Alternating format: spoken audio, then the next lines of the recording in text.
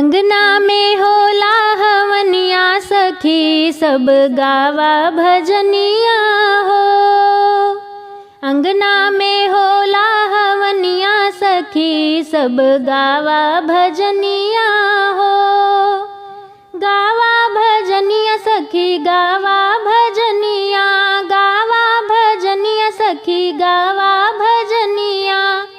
अंगना में होला हवनिया सखी सब गावा भजनिया हो। हवन देखन को ब्रह्मा जी आए, हवन देखन को ब्रह्मा जी आए। संग में शारदा रनिया सखी सब गावा भजनिया हो।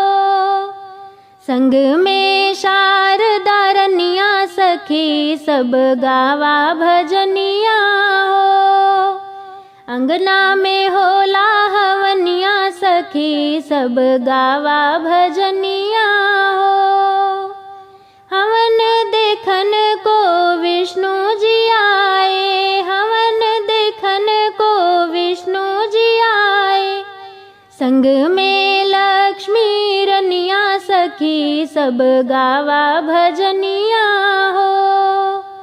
संग में लक्ष्मी रनिया सखी सब गावा भजनिया हो।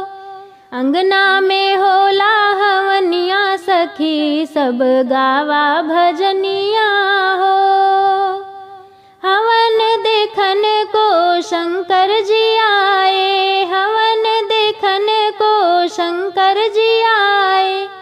संग में गौरा रनिया सखी सब गावा भजनिया हो।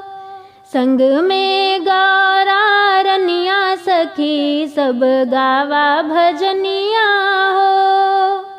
अंगना में होला हवनिया सखी सब गावा भजनिया हो।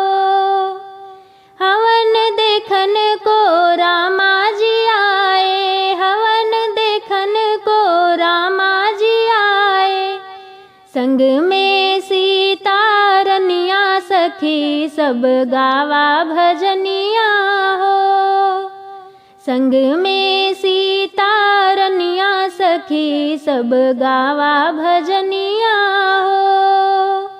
अंगना में होला हवनिया सखी सब गावा भजनिया हो। हवन देखन को कृष्णा जी आए, हवन देखन को कृष्णा जी आए। संग में राधा रनिया सखी सब गावा भजनिया हो।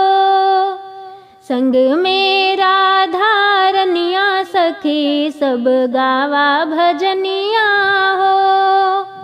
अंगना में होला हवनिया सखी सब गावा भजनिया हो।